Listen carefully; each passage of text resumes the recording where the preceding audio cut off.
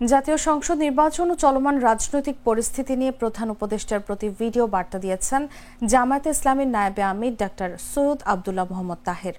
শনিবার কুমিল্লার গণমাধ্যম কর্মীদের কাছে পাঠানো এই ভিডিও বার্তা পাঠানো হয়েছে।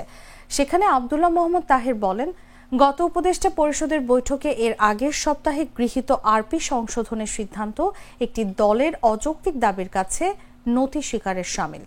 এর মাধ্যমে সরকারের নিরপেক্ষতা প্রশ্নবিদ্ধ হয়েছে।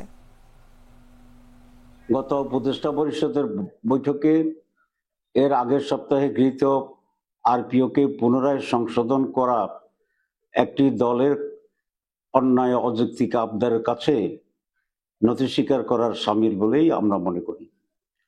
এই সরকারের বিভিন্ন কর্মকাণ্ড অতীতেও একটি বিশেষ দলের প্রতি আনুগত্যের বহিঃপ্রকাশ ঘটেছিল।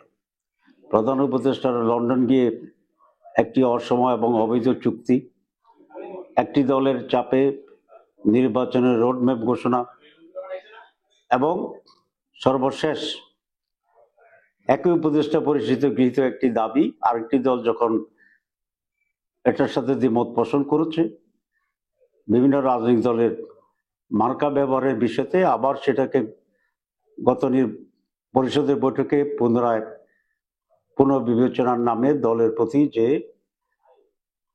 আনুগত্য প্রকাশ করেছে সরকার, নিঃসন্দেহে এই সরকারের নিরপেক্ষতা ক্ষুণ্ণ হয়েছে। আমরা এই সিদ্ধান্তকে মানি না এবং এই সিদ্ধান্তের গ্রহণের নিন্দা জানাচ্ছি। লিলি বিউটি সোপ, যার অ্যান্টি এজিং গুণ তারুণ্য ধরে রেখে ত্বকে করে উজ্জ্বল, তারুণ্যময় উজ্জ্বল ত্বকের জন্য। রিমার্ক,